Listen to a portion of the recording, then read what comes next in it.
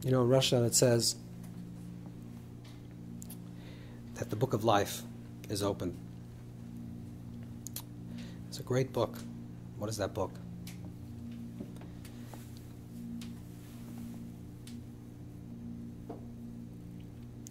In Sefer Yetzirah, the book of formation, it says that the world is created b'sefer, b'sipur. That's one version. B'sefer means with a book, an author, and a story.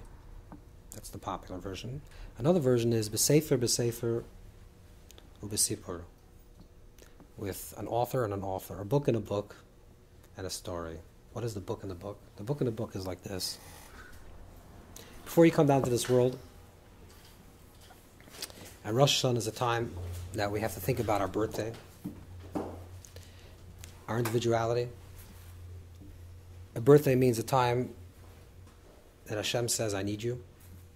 It's a time that Hashem says, God says, the world cannot be the same without you. It hasn't been the same without you, and I need you. And Rosh Hashanah is our collective birthday. Before we're born, there's a divine image, an imagination. We're created in divine imagination. There's a thought, ki'ilu, as if. Hashem says, Tafshin Lamed, in 1970, I see that the world needs a character called Chaim Yankel. I don't know if anyone's named Chaim Yankel here, or Moshe Shmuel, or Sarah Rivka, whatever. I see that the world needs this person. Why? Because I see that this person is going to, the B'shvili Nivroilim, this person, the world is created for this person, and the whole world needs this individual person. Who says this? God says this. When it says in the beginning of the Torah, Nasa Adam Kitzalmeinu K'nusenu, Nasa Adam, let us create man, all the commentaries ask from the Rasag, who's this Nasa Adam? Who's this us? Who's the plural? Nasa Adam. So the Avodah HaKodesh says Nasa Adam means let us, God is speaking, Hashem is the Creator, is talking to all of creation. That everything in creation is creating you. That when you're born, at any point of time, the entirety of creation created you. Which means that you are linked to every single scavenger or worm in Africa. I don't know why you want to think that thought, but let's just say that. To every single star in the galaxy. Everything is part of you. And everything says, in this year, at this date, at this time, this neshama has to come down to this world because the world needs it. It cannot be the same. The stars cannot be the same, and the lions in Africa cannot be the same, and the people living in Tibet cannot be the same. No one in the world could be the same without you. Who says this? Not you. God says this. Hashem says this. And that's why your neshama comes down to this world. And there's a certain image in this book, in this proverbial book, that says this is exactly the way this person is going to live his life. Potentially. This is the tzaddik. And before you're born, there's like a contract.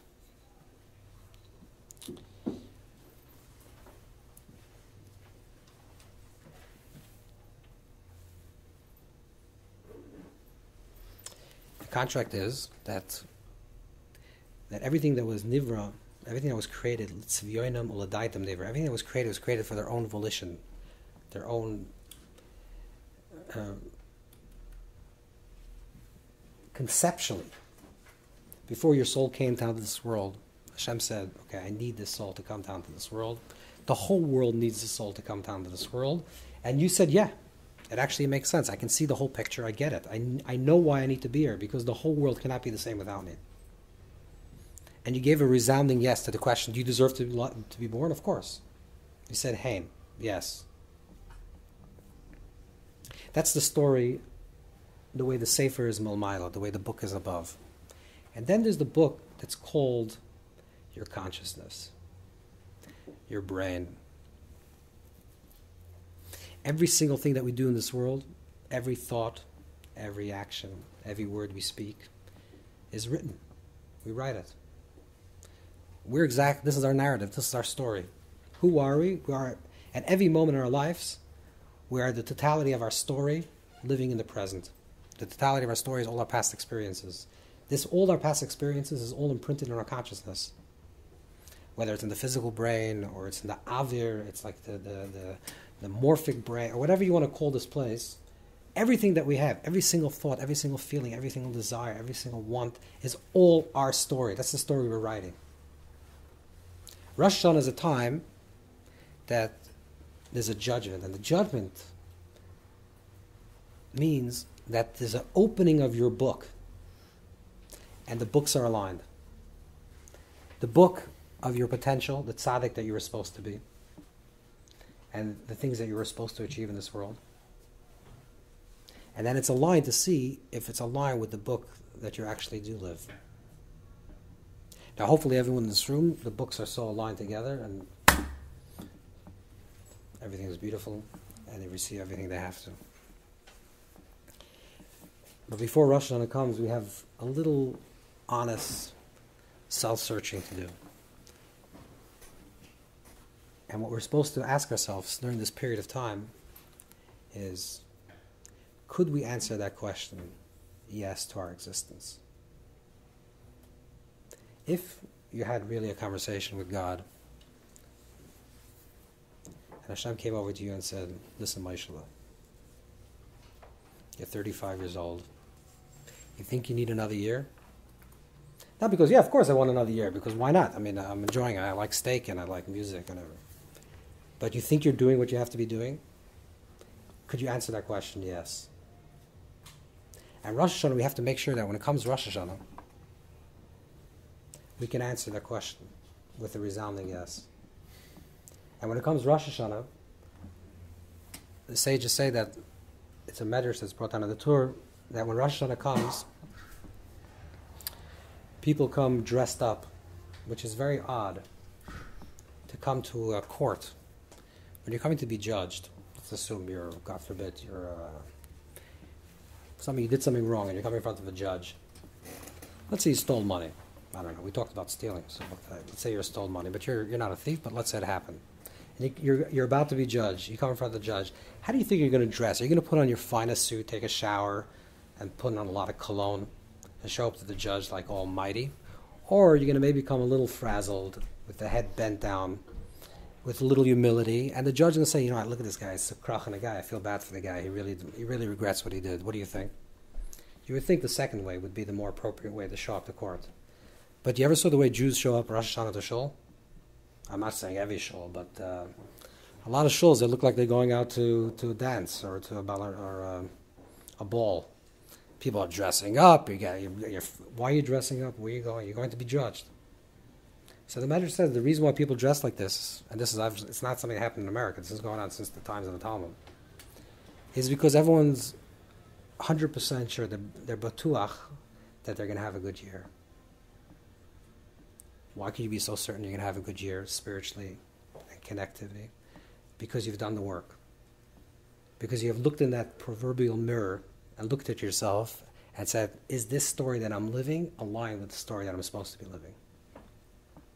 And this is what tshuva is. Tshuva means that at any moment, forget about what happened yesterday, forget about this idea of this drudgery and you're stuck in a routine and I don't even know what I'm doing and I'm doing the same thing every single day and it feels like there's no progress.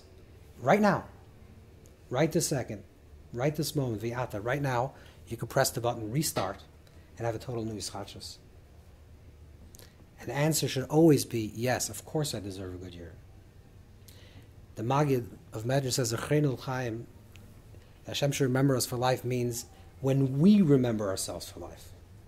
Zechrenu l'chaim, melech havetz l'chaim, Hashem desires life. He wants that you should want life. He wants that we should come on Rosh Hashanah and say, of course I deserve life. Not of course I deserve life in a very shallow way, but in a very deep way. Of course. What's the question? I'm doing your work. The world needs me. The Kvod Hashem, it would be something to be lacking if I wasn't here. The whole equilibrium of the entire universe would be different if I'm not here. Zachein l'chaim, melech havetz l'chaim means remember us for life because I remember myself for life. And I know what my life is about. And I understand what my life is. And I say yes to the answer, do I deserve a good year? Do I deserve to live? And living doesn't only mean chazash life. It doesn't mean just living, because everyone lives. People that also don't show up to Rosh Hashanah also live. You cannot show up to Rosh Hashanah and you're going to live the same way. But it's the quality of life. It's the olam haba, the quality of life. You don't ask for arichas shonim, you ask for arichas yamim. Arichas yamim means arichas shonim means you have a lot of years. Arichas yamim means that your days become full. Avram Zaka Baba Yamim, that every single day is Avodah Vidin, that every single day was a full day, every moment was full. That your life is filled with meaning, with purpose, with connectivity, with spirituality. That's the life that we want. And we deserve that life because we want it. And we're starting right now. So Hashem should bless us all that we should have a wonderful, wonderful new year with a lot of bracha. And everyone needs bracha, gashmis, and ruchnis, whatever we need. And we should daven slichas, and we should really somehow connect for at least one moment.